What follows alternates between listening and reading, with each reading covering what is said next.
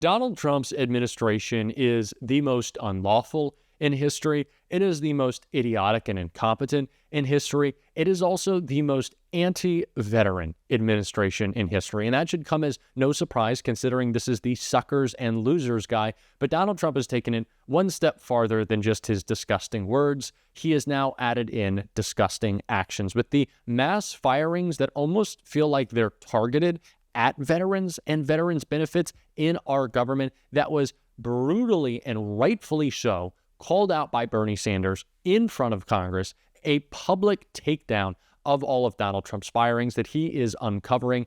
And of course, it has Donald Trump pretty upset. We are going to get into all of that. But before we do, if I could quickly ask you to leave a like on this video. And if you haven't already and you enjoy our channel, to hit that subscribe button. It goes a long way and it really does mean a lot to me. Now let's listen to Bernie rip apart one of Donald Trump's VA administrators and just the whole Trump administration. Senator Sanders. Thank you, Mr. Chairman. Thank you all for being here today. Mr. Chairman, my understanding is that in the fourth quarter of 24, there were over 30,000 vacancies at the VA, including 3,400 schedulers, 1,200 custodians, 1,800 social workers, 2,400 doctors, 6,300 registered nurses. I heard Mr. Engelbaum say appropriately enough that he wants to do a detailed and thoughtful review of the whole process. Do you think arbitrarily laying off 2,500 workers and planning to lay off another 83,000 is a detailed and thoughtful review? Senator, thank you. As mentioned, the initial thing that hit the news about the planning factor is to lead and to force people to make hard decisions and recommendations. We are in the process. I will come and brief the committee, sir, at your disposal on how we are doing that over the next 3 to 4 months and what we're going to review to make sure that we tailor the mission and the people. But if we already have, and I should tell you, and I think Mr. Montoya knows that he's familiar with our part of the world. Yes, sir. In White River Junction, we have a very well-functioning VA. I go around the state a lot. I talk to veterans. They're very proud of what is going on there. I don't think any veteran in this country thinks that it makes sense at a time when we already have a significant shortage of workers to arbitrarily lay off 2,500 and threaten to lay off another 83,000. Now, Mr. Chairman, as I think you are aware, the Mr. Chairman? Mr. Chairman? The VFW, Veterans of Foreign Wars. Oh, you have my attention. The Veterans of Foreign Wars just stated the other day, and I quote part of what their statement was, "We now call upon VA to reconsider its planned reduction of 83,000 employees and thoroughly review any proposed cuts prior to rolling out further announcement like this," end quote. Mr. Chairman, I'm going to introduce a resolution supporting the VFW. I would hope that you can support that. All that they are saying, which makes common sense to me. You want to make the VA more efficient? Let's do it. You're right. Is there a bureaucracy? Yep. Let's deal with that. But do it in an intelligent, planned way with the cooperation of the veterans organizations who are on the ground. Who better can come to tell you that you have people who are not working well, all right? But to arbitrarily say, hey, we're going to lay off 83,000 people, that makes sense to nobody. On a more provincial point of view, so, Mr. Chairman, I'm going to work, and I would hope that we could have bipartisan support here for simply saying, to quote Mr. Engelbaum, let's go forward in a detailed and thoughtful process. Work with us. All right. Do you believe that health care is a right for every veteran in this country? Absolutely. Good. Good. Okay, let me just say. I appreciate that. Okay, that's fine. I agree with you. Do you think we should do a better job in reaching out? One of the problems, which I've been working on for years, some success, is letting veterans know about the benefits to which they are legally entitled. I'm not sure that we do as good a job on that as we should.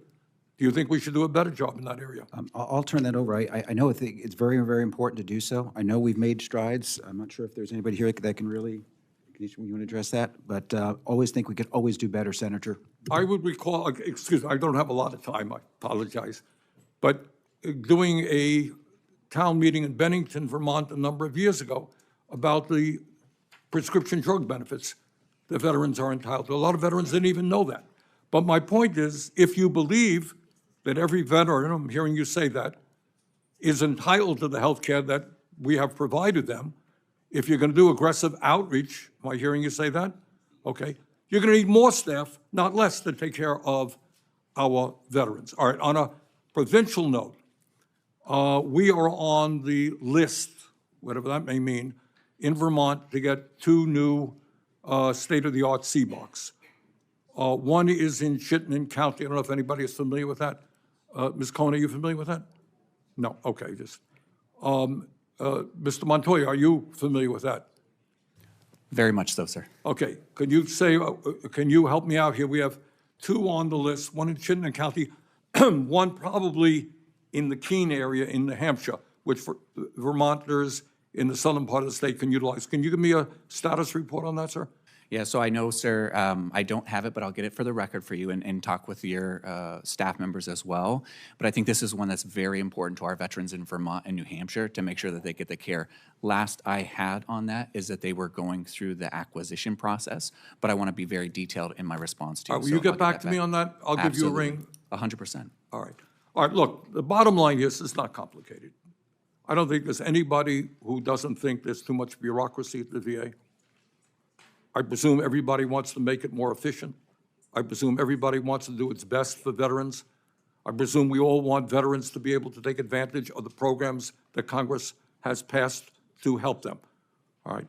You don't do it by arbitrarily laying off tens of thousands of people. You do it by working with the veterans organizations, by working with this committee. Mr. Engelmann, is there anything I said that you disagree with? No, Senator. Looking forward to working with committee, and I met some of the representatives behind me right before the meeting and invited them for some conversations, and I look forward to discussions and working together to better support our veterans. Okay, thank you. How could you not just find these people completely repugnant?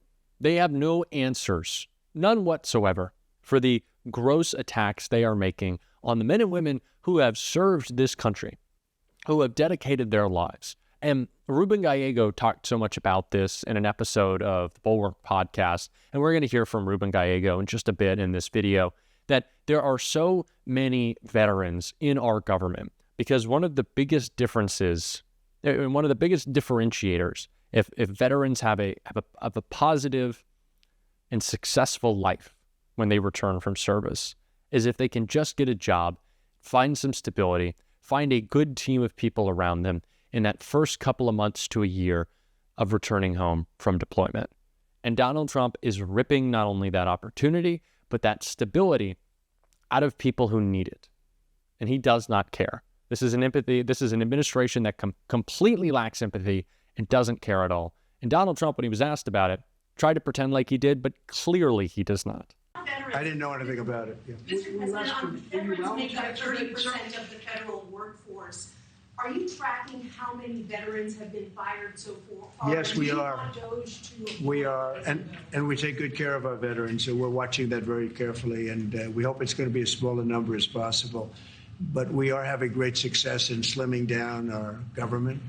It's been really very successful, and some took payouts and buyouts, and others took other things, and some people we're finding out don't even exist. We're finding that we have a lot of people that don't exist, that people thought that did. We will be making a statement on that, but we're taking care of our veterans. We love our veterans. We're going to take good care of them. Now, someone brought up the point that I think is so important to make in this moment, that Republicans have the opportunity to answer for all the, or deliver upon all the theoretical points that they've been pushing for so long. Well, let me explain what I mean by that. We've heard Republicans for so long say that, for example, in this case, we need to cut off all that foreign spending. We've got to stop sending that money to Ukraine. If we did, we could take care of our boys at home, take care of our vets. Now, they did. They cut off that aid to Ukraine, and then they are mass firing veterans, cutting VA benefits, mocking them essentially while they do. You had the opportunity to actually answer on this idea to push this promise. And what did you do? You turned your back on the people you promised it to, and you lied. That's the Republican Party. That is what it is all about. Saying screw you to the people who elected you, first and foremost. That's who they're really going after. People who elected them. Veterans, farmers, American middle class, working people, they're getting screwed over first. Donald Trump doesn't care. Ruben Gallego does, though, and he had a great call out of it right here. You know, as a veteran, an Iraq veteran, a proud Marine, I worry because what is about to happen with these cuts will cause veterans to die.